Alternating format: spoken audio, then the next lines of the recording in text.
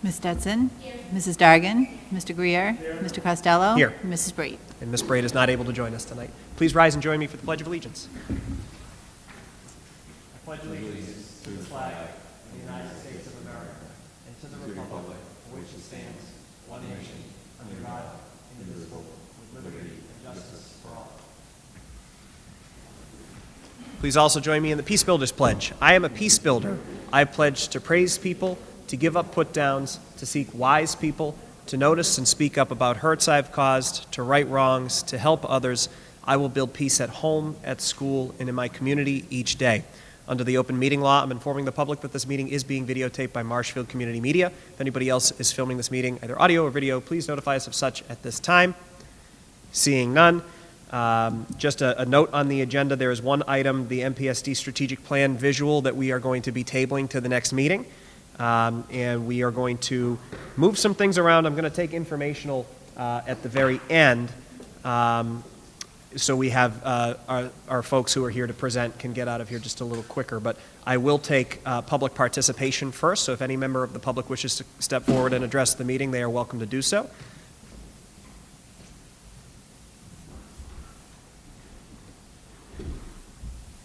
And Mr. Kelly, you know the drill.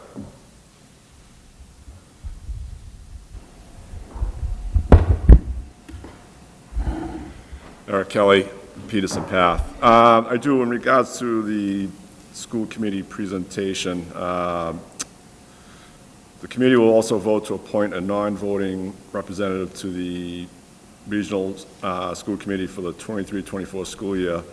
So when you get into this, could you explain why it's a non-voting and any MGLs that it may fall into that you're going by and all that? Other than that, thank you. Thank you, Mr. Kelly. Appreciate it. Any other members of the public wishing to address the meeting at this time may step forward. Seeing none, Mr. Raymond from the MEA.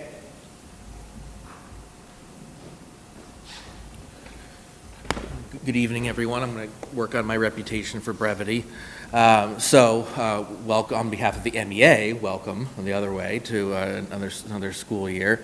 Just a very quick update. We want to thank the school committee and district leadership for an efficient and collegial negotiation on the tutor contract. It passed unanimously on Monday. The MEA tutor unit passed that unanimously. We're extremely grateful for, again, the efficiency and collegiality of that negotiation and for getting a contract that ensures that those tutors are staying in the district and working with our kids. We're extremely grateful for that. I'm looking forward to another great year. I have nothing else to say other than, again, thank you for the negotiations on the tutor contract, and that's all from me. Thank you. Thank you, Mr. Raymond. Yes, please. Thank Mr. Raymond for allowing us, typically at our opening convocation meeting, which takes place Monday before Labor Day, which was yesterday, after we present and have two speakers, typically the union will meet, and at times to discuss strategies and discuss things with the membership before the school year starts. We'll always collegially we step out as a leadership team. This is the first year that we're actually invited to stay by Mr. Raymond and your leadership team, because the talk was focused on a lot of positive aspects of the teachers, what they're doing with our students, and the district as a whole, and really got things off on a very positive foot, and he allowed us to stay there, and we kind of waylaid our meeting that we were having with the presenter for a few minutes so we could take part in that. It was the first for us, and it was a very, very important meeting. Thank you, Mr. Raymond. Okay, we're going to move into the regular meeting agenda. Like I said, we'll move informational to the end. We're also going to move the minutes to the end. So we're going to start, I believe we'll start with our facilities team. We'll bring them forward. And then we have two items on the South Shore Regional Vocational Technical School. So we'll start with our facilities team, Mr. Fred Russell and Mr. Tony Bullock. Welcome. Thank you. My name is Fred Russell. I'm the facility director. This is Tony Bullock. He's the assistant. I wanted to have Tony come today because he does a lot of work. I've been here the last couple of years telling you what we've done last year for the schools, but I thought it'd be good for Tony to be represented because he does a lot of work as well. This does not represent what the head custodians do in each school. They're a tremendous asset to the town as well. These are just some of the highlights that me and Tony have actually been involved in, of course, in coordination with the head custodians. But our biggest challenge was the preschool, 255 Furnace Street. We're like 99% complete. We have to get the occupancy permit, and that looks like it's going to be happening this week. It has to happen this week. Basically, what we did there was we put in a new front security vestibule, constructed with an in and out of doors that have remote locks, cameras, intercoms, and teller transaction window. All our schools now have that security feature, so that's a good standard to have. The rear yard wall was installed with French drains. It seems to have abated the water intrusion into the basement floor, so that's a good thing. We installed new gutters all around. We found a crushed underground drain pipe that was repaired, so that was contributing to the water infiltration and the sump pumps activating as quickly as they were, as frequently as they were. All emergency egress points have been rehabbed. We had to put in a new state-of-the-art denitrification septic system because that's in a water resource protection area. So we had to upgrade that whole system. It involves aerators and recirc pumps and so forth. It's a state-of-the-art system. It's supposed to reduce the nitrogen load in the area. We installed all new HVAC systems, complete. The existing systems, though they were operable, they were suspect. The refrigerant used was a fourth generation ago refrigerant that was hard to get, so we opted to replace that. Let's see. The ground floor restroom was converted to a nurse's station with one toilet remaining, and we have a handicap gang bathroom next to that, unisex. We reconfigured the classroom and plumbing in accordance with the director's operational needs. We did a new office layout in the second floor. We put a new handicap entrance ramp in the front, and we rehabbed the rear HP handicap ramp. We did all interior painting. We had to grind the subfloor in one of the classrooms downstairs so that we could install new laminate. It was all uneven and bumpy. We updated all the electrical systems. There's a new street sign to be installed either the end of this week or the beginning Monday. It'd be a lit sign. Not a lit, it's a carved wood sign with the light shined upon it. We'll have a new front entrance sign above the vestibule, and that'll be illuminated from a couple of low light spots. We're going to put a new fence in on the side of the handicap ramp. As you're looking at the building to the right, we have mulch there. It's going to be a new playground area. We'll have a brand new safety fence installed around that. Eventually, very shortly, we're going to have seal coating done and striping, but the striping won't be done until after the opening. Maybe the seal coat might not be done until after the opening, but we're going to assist Courtney with a bunch of cones, and actually, it's going to be a good thing because we can develop what queuing actually works best for that, because our concern was we don't want to cause any traffic jams on Furnace Street, so we're going to try different configurations that work best. She actually has staggered the start times to assist that process, so that's a good thing, so we're monitoring that. We did a walk around with the building commission, the fire chief, to minimize any of those last-minute 911 issues that we have to do it, and we're basically on track for occupancy on the 5th. That's basically it for the preschool. South River School, we worked with Fisher Architect, and we're developing a logical plan and a realistic budget estimates to provide ADA access into that building. I got a drawing, and I'm waiting for her report, but basically, their first recommendation is put in a handicap ramp in the front of the school, because when you open those doors in the front now, the doors actually, you don't leave that much space on the top of that step. So that's going to be that. I'll get estimates for that. That'll probably be an April article that we'll do to get that initiated. And then there's some type of vertical transportation that we're going to need inside the building as well. Daniel Webster School, we replaced the entire fire alarm panels with new detectors, new panels in the whole building. We replaced the damaged entire gym floor with a new one. We're going to be putting in a dehumidification system to prevent what filled the previous floor. It's an old existing floor from the beginning of time, but it buckled due to humidity. So we did put a big vapor barrier in there, but we want to have some more protection than that. So we're putting in a dehumidification system. That'll be installed sometime in the fall. Nice. The new gym floor looks awesome. Yeah, it looks terrific. Yeah, everything came out great. We also replaced Mike Silveri. He's the head custodian there. he was concerned that the classroom doorknobs were actually failing. They were failing, they wouldn't lock. Okay. So that being an issue with, lockdowns and so forth. So we went through that, replaced all the obsolete and old hardware handles, so that's a good thing. Amesway School, we also replaced the fire detectors in the classrooms and office areas, and we actually relocated the ceiling tiles. We put in new ceiling tiles below, so that's been an upgrade there. I don't know if you had a chance to see that. That came out awesome. Furnace Brook Middle School, we started installing the petition wall in the library for the new health classroom space.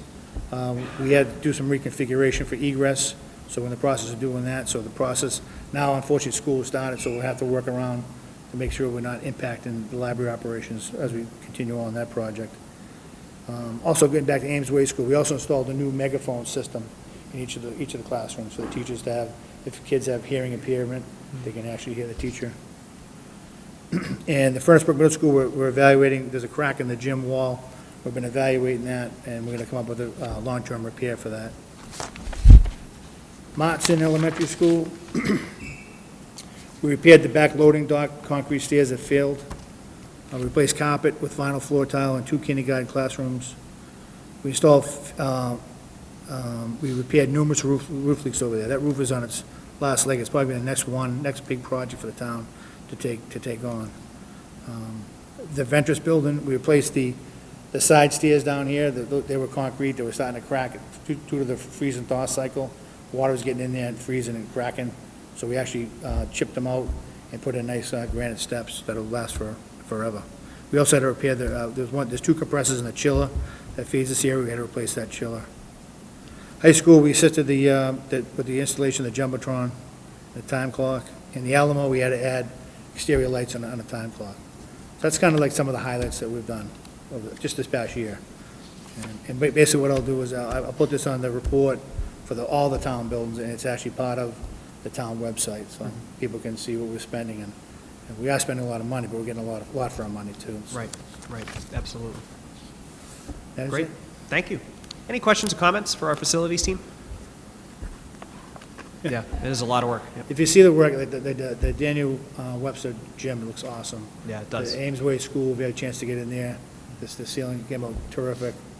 I'm really happy with these stairs. These stairs out here were a true hazard. I'd start to walk on it, they start to move, and then you add ice to that. It was really going to be, someone was going to take a fall on that. Right. And they're used a lot by staff, If you go in the way, the brightness of the classroom, it's night and day, unfit. It's really, teachers are all commenting on it the first day.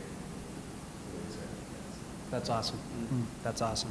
And I know we were talking about it a little bit just prior to the meeting, a little small talk about just how great your team is at all of our schools and how much we appreciate all the work that they've put in to get us ready for the new school year that, of course, started today.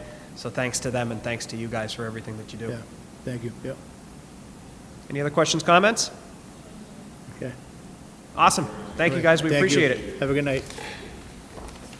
All right, moving on to our South Shore Regional Vocational School District update. We have Superintendent Tom Hickey is here with us to give us an update on that process. Superintendent Hickey, thank you very much for being here. Thank you, Mr. Chair. Good evening. Thanks for having me. Multiple points that I can update you on. The regional agreement, as you know, has been approved by all of our communities. We're in the process now of converting the document through DocuSign so we can have the respective town clerks sign off, and then we'll provide a copy to everyone. It is officially in force because the commissioner signed off, but we do have spaces to just acknowledge from each community that a vote was taken. The MSBA is also would also take a copy of that regional agreement document, because the other major update would be on where we stand with this construction project in the early stages. And as you all are likely to know,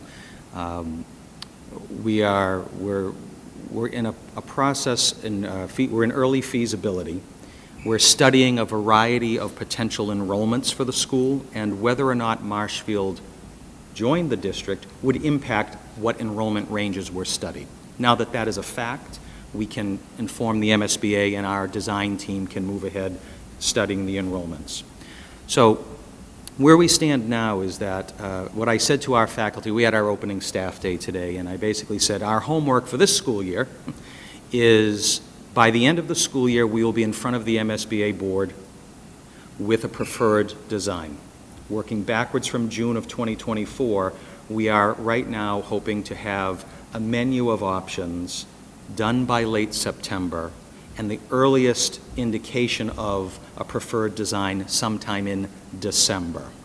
When I went to Marshfield Select Board early last week, along with these comments, I also said that it would be very important to me to have a public forum on this in the town of Marshfield, somewhere at the convenience of Town Hall, the school department, whomever would help me make those arrangements, so that we could have both a Zoom and an in-person opportunity. And my messaging, I think we'd all agree, it's wonderful that you've joined the district. I think it's win-win across the board. But early in our relationship, we are going to have a significant construction project. And I think it's absolutely imperative that we engage our newest community early and often in forums that are sponsored by the school department, town hall, citizens groups, whomever is interested to talk about it, so they can ask questions. They might even ask a question so basic as, what's the address of your school? I've never seen it. And we want to have folks from Marshfield up to see the school, to see where we are. So as you know from school building projects, the design team is responsible to analyze and put together a menu of options: base repair, addition renovation, and brand new construction. There is absolutely no decision made on what path we're going to take. That's the homework that we're going to be going into. What we're seeing anecdotally with the construction data that's out there is that addition renovation costs are slightly cheaper than brand new, and it comes down to the longevity of a building. If we can maintain part of the building, if that allows us to push our educational program forward, that's great. So our design team, as I said to the select board, our design team wants us to focus on the educational visioning, and that we all know is very important. But it doesn't take long between the visioning and the price tag for real conversations to happen, because you can only scale the building to what the communities can afford. So we're looking from September to December of having a series of forums. Some will be on Zoom, some will be both, but I definitely would like to have one in Marshfield. And not just one, but at least one in person, especially if it's a meeting where our design team can come and have some blown up images of what some of the ideas are that they're looking at. So it'll be a busy school year in general, but certainly a busy timeline for us. If we get in front of the MSBA board by next summer and we have a vote on a preferred design, so it's their June board meeting, maybe as late as August, but I think we're shooting for June, then the next step is to bring the project to the voters. And the options to bring this matter to voters is in one of two ways. We either go to our 9 communities separately at respective town meetings, or we organize a district-wide ballot question, where there would be a ballot election on the same day, the same time, at a designated precinct in each community. And that would likely be held at its earliest after the general presidential election. If we were going to go that route, it would be January of 2025. Along with engaging you folks, respective town administrators, I'm also reaching out to respective town clerks, as they are the local experts, and how to pull that off. And the messaging is clear: stay away from the presidential election. We have a lot of other things to do, please. Message received. January 2025, if we go to the voters that way, it's an aggregate vote, so it's voters in all 9 communities, and the aggregate vote would determine if the voters approve the project. That vote and by the way, this is important to me because I think it's complicated, and it's like, when do we get to decide whether what you're talking about we support or not? That vote that I'm describing is not a how do we pay for it vote. That matter is left to each individual community. That is none of the school district's business how a community makes that decision. This is it's kind of like a town meeting vote that precedes a ballot vote when you're doing it in your own community. That's what this vote is. It's a way of asking 9 towns at the same time, Do you want a thumbs up or down on the project? Now each community knows what their share of it will be and how they will determine to fund it is something that's decided at the town level. So if all of that happens and we're in January of '25, then we go into deeper design and a 2-year construction window. So they're not prepared to they're not throwing a dart at the calendar, but they're talking 28, 29. Within the scope of the 28-29 school year for the conclusion or the completion of any construction. So, right now we're talking about visioning what's important for us, what do we value. Our faculty, parents, and students are talking about we want natural light. We don't want antiquated design in terms of infrastructure, hallways, the obvious things you'd expect to see in a modern building that's going to last 50 years. But the building has good bones, and it is well maintained, and we don't cry a river saying, oh, everything's falling apart. We've done a very good job with the space we have, but we do have a waiting list. So this has to be a bigger building. We have to accommodate kids who want this type of education. We have to match that demand with what folks can afford and come up with a design. So that's the fun part of the next 10 months, narrowing down the design, listening to what folks want, engaging the community, and raising awareness. So that's where things stand with us now.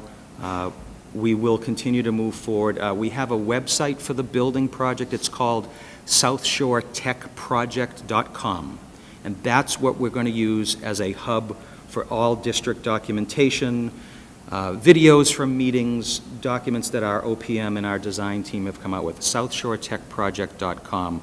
We'll continue to keep that updated. In terms of our additional outreach, I have it on good authority that we will have the South Shore Tech food truck at the Rotary Flea Market on September 17th. And we'll have some staff there as well. We see that as an opportunity to bring the school, a little slice of the school, to the community, to the area anyway, and looking forward to that. In terms of kids who are in 8th grade, those students in 8th grade now are eligible to come to our school as 9th graders.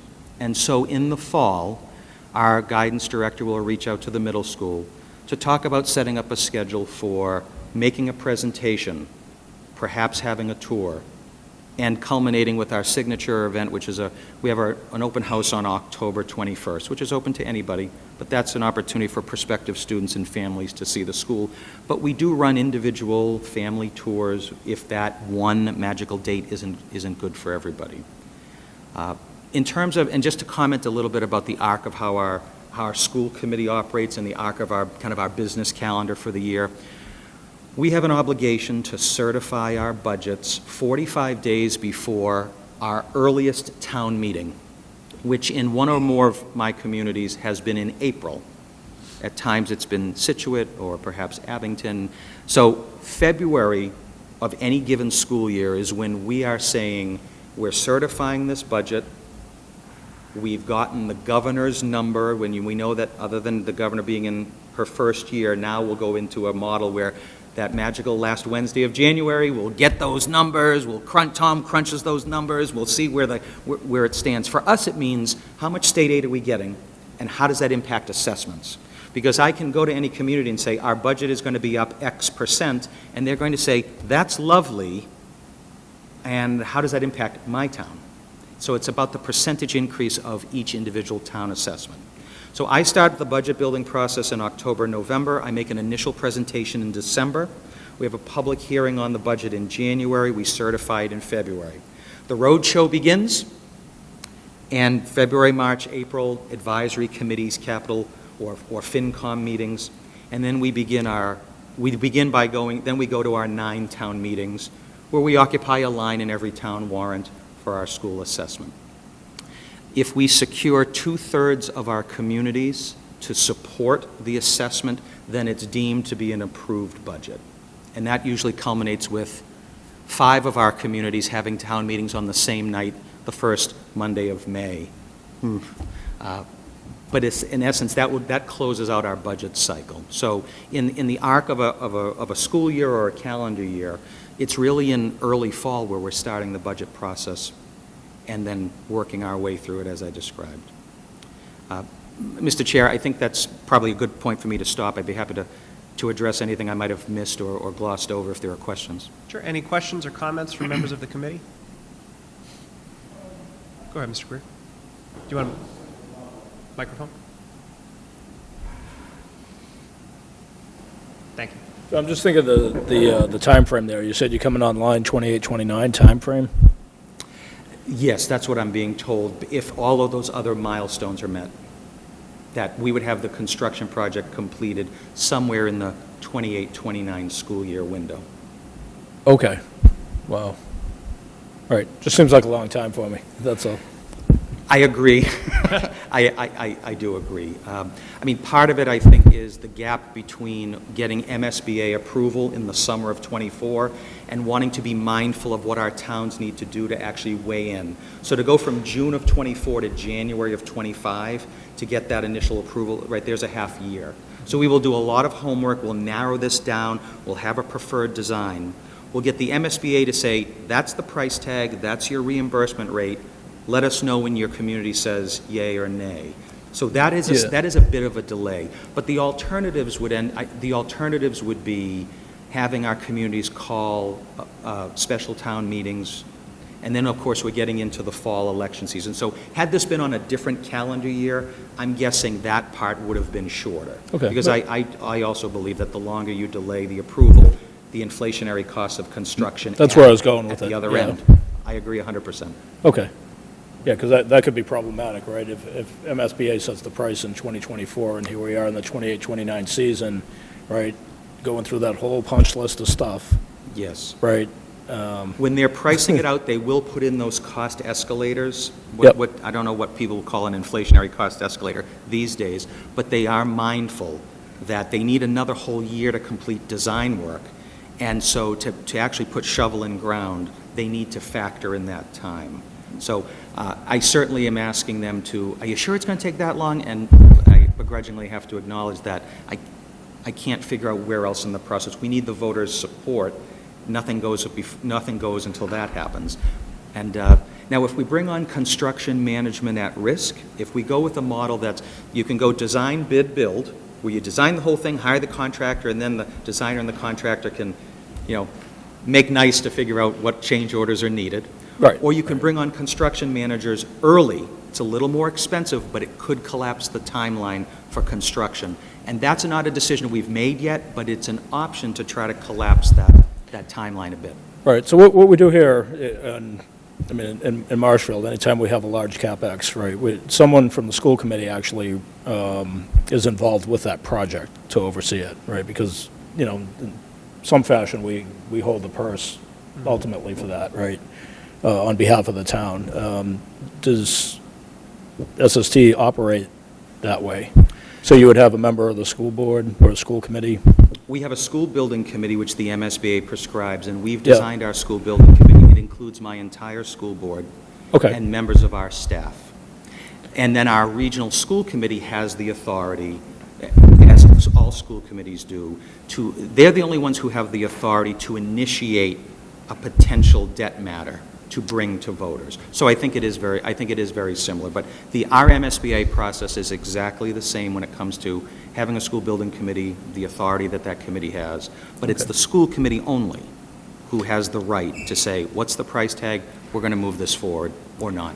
Right. Now, how does Marshfield integrate with your current process? And this will be kind of my last question. Sure. Or almost my last question.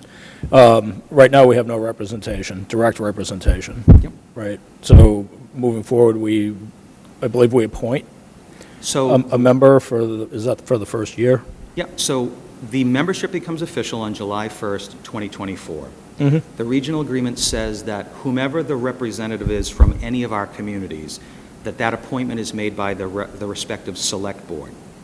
But in the months leading up to prior to that official date, there is no official representative. So I know that you have on your agenda a conversation topic regarding having a non-voting representative attend in order to begin partnership building and raising awareness. Our regional agreement doesn't speak to that. But the official appointment of a representative from the community is done through the select board. Right. Yeah, 3-year term, and that is at the discretion of the Select Board to renew or seek other candidates. Okay, thank you. Sure. Any further questions or comments? Thank you, Mr. Greer. Mr. Granatino, anything to add? I think just for clarification, that interim position and non-voting position. Yeah, thank you. Moving forward from here until July 1st, 2024. Again, you're correct, it's not in the documents on the agreement of the existing school committee for social protect, but in the letter that all of the town managers received, and we got copies of as well from Commissioner of Education. I'll just read quickly here. Please approve the amended agreement in the enlargement of the district to include the town of Marshfield in accordance with 603 CMR 41.03 to A, the effective date of the amended agreement. The mission of the town of Marshfield is July 1st, 2024. The Marshfield School Committee, in the interim, may designate a non-voting representative to the South Shore Regional Vocational School Committee pursuant to 603 CMR 41.03 2B. So we may, I mean, theoretically, if you can say you don't have to, it doesn't say shall, it says may, but I think it would be in our best interest to have someone Agreed. at the table, again, in a non-voting capacity until July 1st of next year, but to be able to see, to hear all that's going on and bring that back here. Be great to have someone. Yeah. Oh, I would have no reason to object. That's entirely your call. But I think more communication is always better. Yep, agreed. We meet the third Wednesday of every month. That's our calendar. 7 p.m. in our school restaurant. So, seems like we've combined the two agenda items, which is just fine. Does anybody have any questions on, any further questions on appointing? You sure, go ahead. Any further questions on appointing a school committee representative to the South Shore Vocational Technical School Board? No? I'd like to nominate Richard Greer. Second from Mrs. Dargan. Anybody else have any nominations? Okay, seeing none, all those in favor, please signify by raising their hand and saying aye. Aye. Opposed? Abstaining? That's 400. Mr. Greer will be joining your board. Mr. Hickey. Wonderful. Welcome. And I think just for clarification point too, I know you mentioned it, but the time frame as far as membership, besides just joining as a district, not until July 1st, but the legwork for those 8th graders that are interested will start this fall. And they'll have informational sessions maybe at the schools, but also their open house on October 20th. That's right. So we can promote that, start promoting that within the middle school to allow our 8th graders to know that they have that as an option. That's great. 24, 25 school year. That's great. Yeah. Wonderful. Happy to hear that, and happy to come back anytime for any periodic updates for your committee. Thank you very much. Thanks very much. Superintendent Hickey, we appreciate Okay. it. Okay, that is the end of our agenda. We're going to go into our informational, then we'll do meeting minutes, and then we will take a vote to enter into executive session, not to enter into full session thereafter. We'll start with Mr. Granatino in the informational. Mr. Granatino. I have a lot, but I will try to be quick. My mic's not working, so. Here, use mine. Thank you, sir. Just obviously, day one today of the school year is always the most exciting day, and it went off very, very well. I want to thank everybody, our students, our staff, the families who brought their students back and forth to school or put them on the bus, even entrusted me to be on a bus with them that happened to have some mechanical issues, but we got we got through it.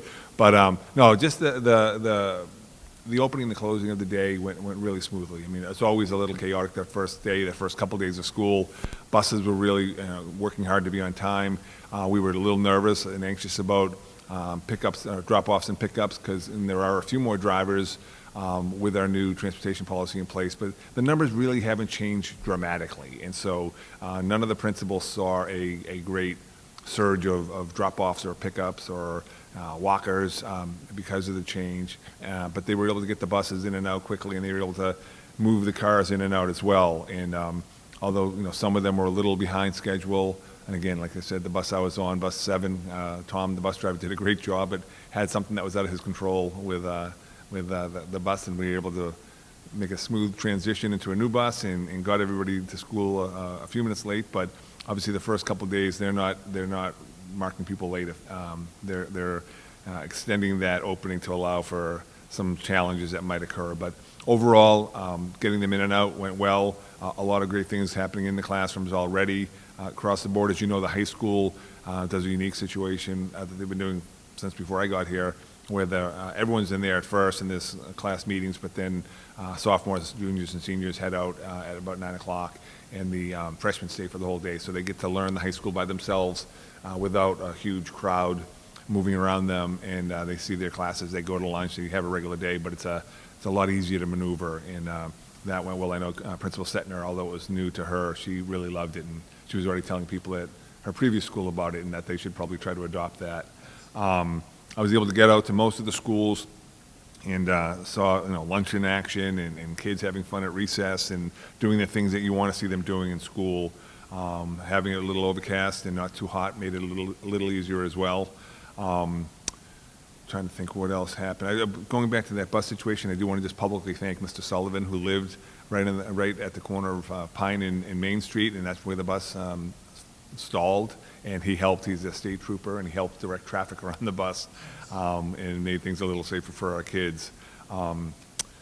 But the day was a success, and talking to all the principals, and a lot of neat things were going on in the classroom, and it just fun to see the buzz of the kids and the smiles and the laughs and the giggles when they were out at recess. That's what it's all about.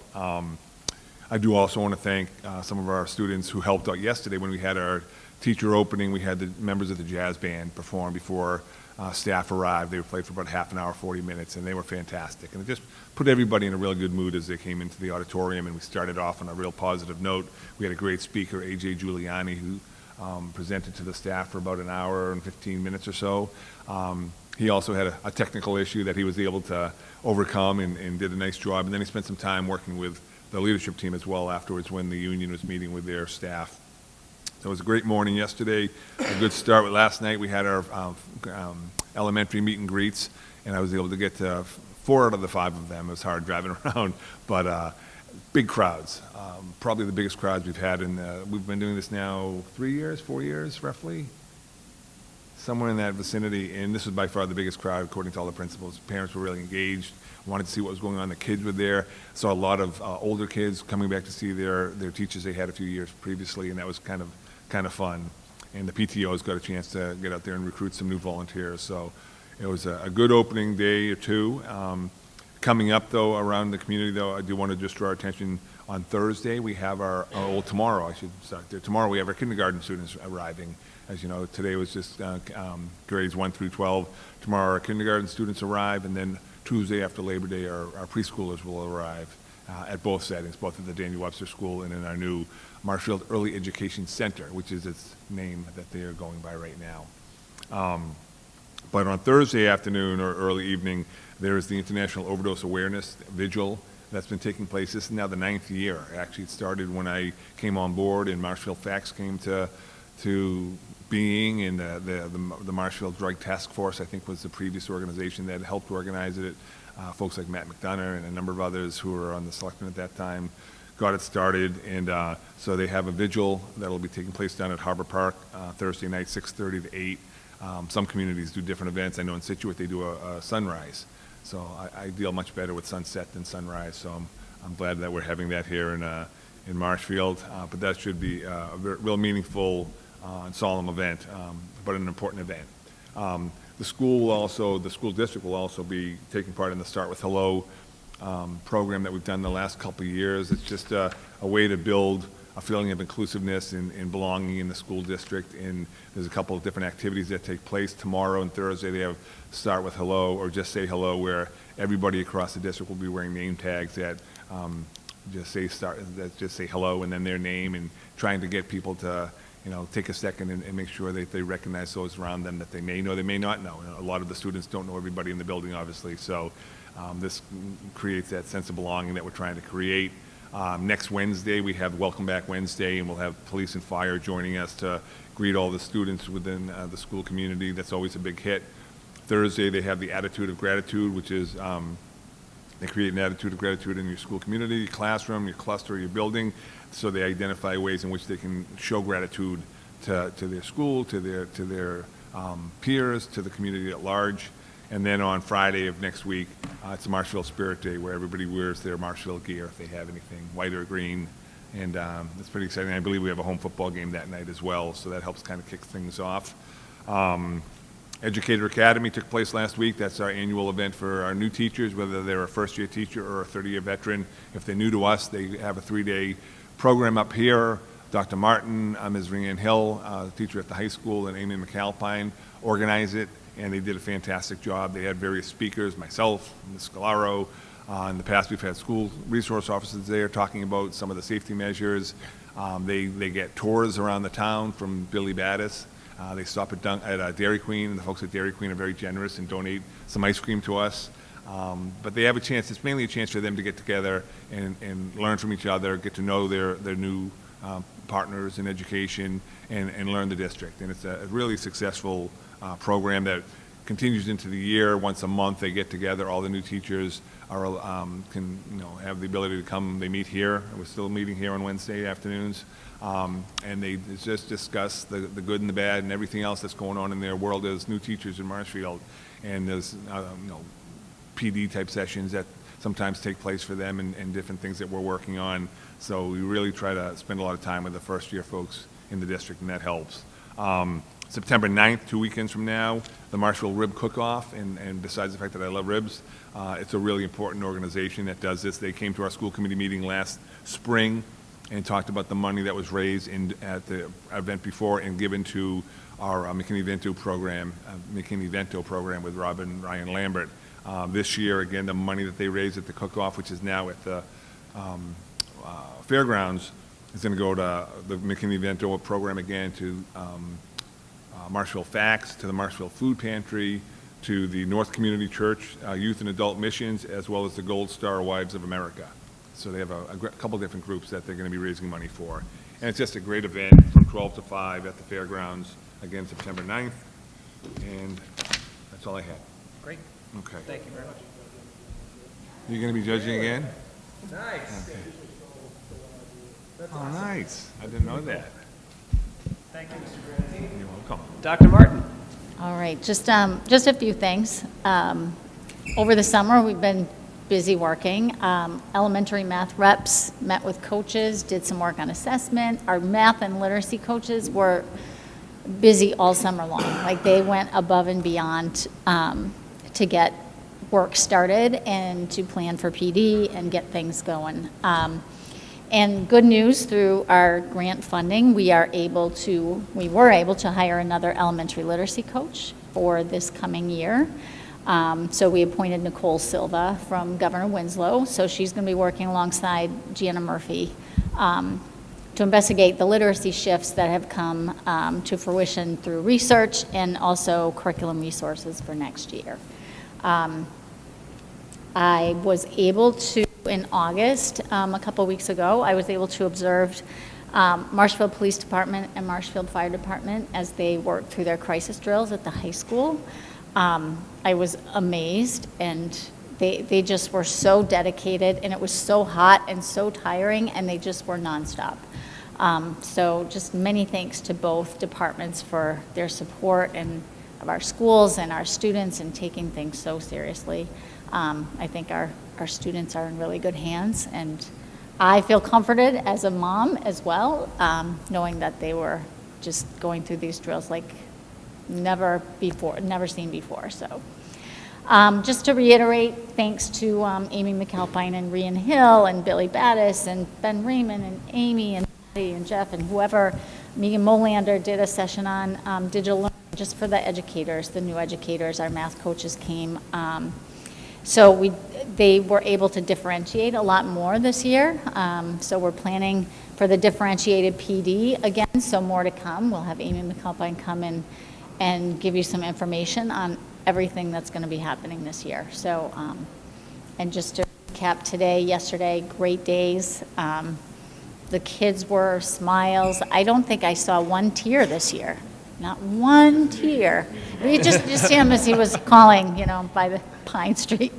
But it was just a great couple of days. Awesome. Thank you very much. Mrs. Scalaro. Okay. I'm going to break your microphone. So, yes, today was a great day. It has been an excellent start. I do want to take a moment just to give you a report on our extended school year program from the summer. I am happy to report we had a fabulous ESY program this summer. We had 106 students in grades pre-K through age 22 in our post program attend our full-day programs at Martinson, Furnace Brook, the high school, and Library Plaza. 47 students participated in our tutorial programs. We had an amazing group of dedicated teachers, related service providers, support staff, who all worked together to make sure that students had a safe and fun learning environment. So in addition to those specific learning activities designed to prevent regression of skills over the summer for students with disabilities, students were able to enjoy special activities like cooking and playing outdoors, arts and crafts. Some of the highlights of the summer were the special visit from the Marshfield Police and Fire, complete with the ladder truck. I mean, kids were just beside themselves. And they had a special field day on the last day that all the students loved. But it takes a lot of people, working together to ensure a successful ESY, and I'd just like to take a minute just to acknowledge some of them. Beyond the amazing staff, Jen Landolfi and Lisa McKinnon in my office did an amazing job helping to organize the schedules, the staffing, the materials prior to the start of the program. I mean, a school year ends and ESY starts. So it's a really quick turnaround time, and they do an amazing job. Tricia Murphy in Tom's office, who organizes all that transportation, and all the van drivers, who are always excellent and go out of their way to make sure that the students are comfortable and arrive to and from the program safely. Colleen Gadels, the school nurse leader, and her nursing staff, who, again, end a school year and start a program right up and to ensure that all the medical needs of the students were met. Melissa Morrison, who is our new special education department head at Furnace Brook, served for her first time as the ESY on-site coordinator for this year, supervisor, overseeing all the locations. She just did an amazing job. It was just a well-oiled machine from start to finish. Travis Dupuy for ensuring our post students had those engaging experiences in the community. Officer Crowley, who was present throughout the program, and who was interacting with students in his friendly and caring way. And then the administrators, the front office staff, the custodians at each location, who are always so welcoming and accommodating. It's the summer, they want to get going on getting the buildings organized, and here we are with a big giant program. And they're just always amazing. So overall, ESY was a huge success. The students were great, the families were great, the staff was great, and as always, I am grateful to work here in Marshfield. So that's it for me. We're grateful you work in Marshfield. Thank you. Mr. Miller. Took Tom, so. I'm just going to follow up on Jeff's comments about the busing and transportation. It's been quite a hectic couple weeks. I think we're up to 2,460 passes printed and given out in the last 3-4 days, at the end of last week into this week. Working with the front offices, they've been great. I want to give a shout out to Mike Rich, our new data person. Tremendous hire. He pulled everything together. He hadn't come in when he had come in, we would have been in big trouble. So, big shout out to Mike Rich. As I said, almost 2,500 students are registered with passes, and they keep coming in. That was a little disappointing, was the response rate right up to school. It's kind of expected. We'll kind of come out of summer mode and click back on. So quite a few, over 100 in the last day or so. So we're working through that. Overall, in the end, we had just under 500 decline transportation, and then about 500 with no response. Mostly high schoolers, seniors, and juniors have checked out already on the busing scene. So, all in all, everything's come together. We're going to be wrapping it up, hopefully over the next couple of days. Obviously, on throughout the year. Right now, we're letting students get on the bus, off the bus, on a pass. We're going to extend that into next week. Through every situation, and there's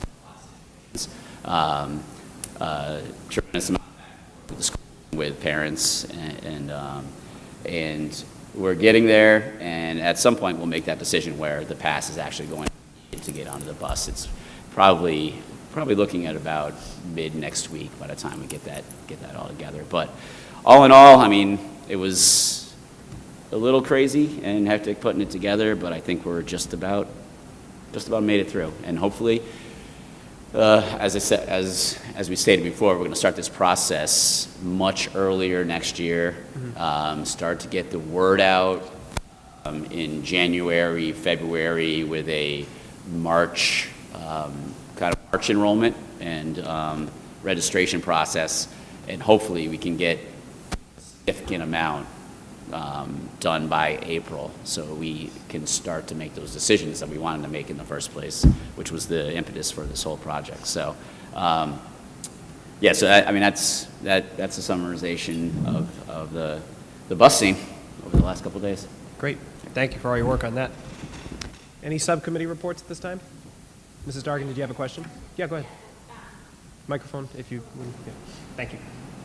How did it, with more people driving or not taking the bus, was all the drop-offs and stuff, did that go? No, I mean, I think our numbers pretty much came in about the same. There wasn't that big of a difference.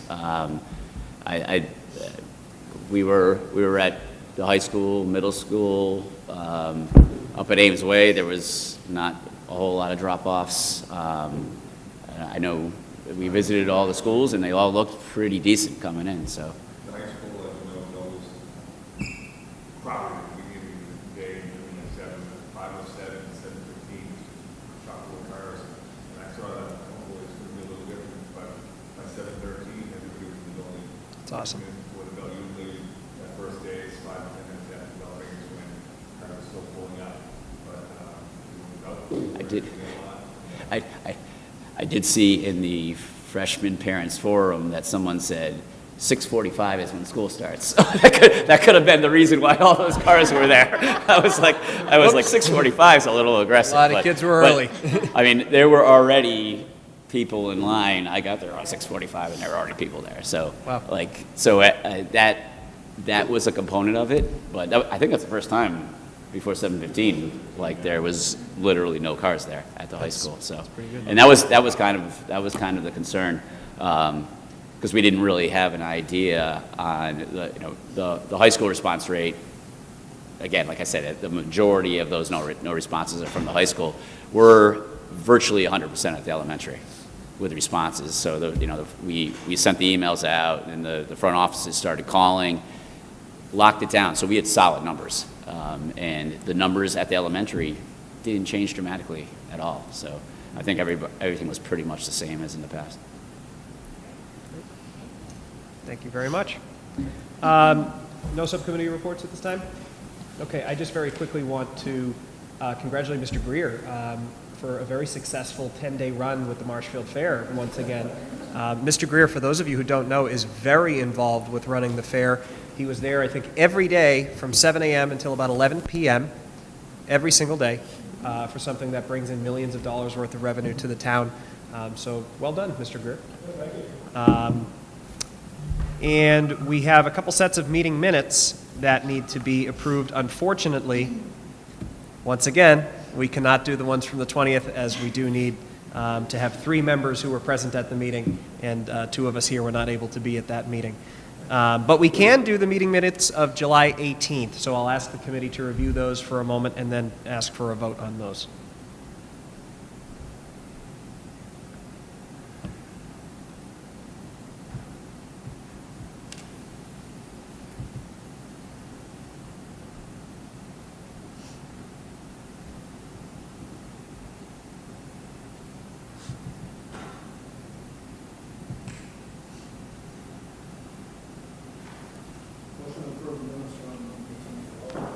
Motion's been made by Mr. Greer. Is there a second? Second from Ms. Stetson. All those in favor, please signify by raising your hand, saying aye. Aye. Opposed, abstaining. That's a 4-0-0. Mrs. Pazerski. Yes. You can. Yes. Thank you. Okay, folks. The chair will entertain a motion to enter into executive session, not to re-enter into full session thereafter. Is there such a motion on the floor? So moved from Ms. Stetson. Is there a second? Second from Mrs. Dargan. I'll take a roll call on that. Mrs. Pazerski. Ms. Stetson? Mrs. Dargan? Mr. Greer? Mr. Costello? Yes. Thank you very much. And this is in preparation for collective bargaining. Yes. Negotiations with the union. Thank you very much, Mr. Cranston.